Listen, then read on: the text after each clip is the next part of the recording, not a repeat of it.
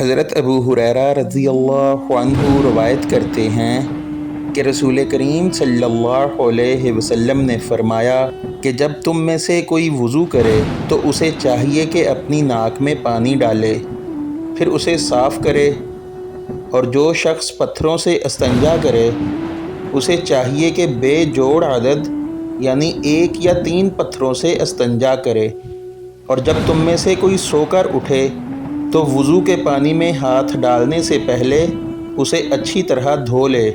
کیونکہ تم میں سے کوئی نہیں جانتا کہ رات کے وقت اس کا ہاتھ کہاں کہاں رہا ہے۔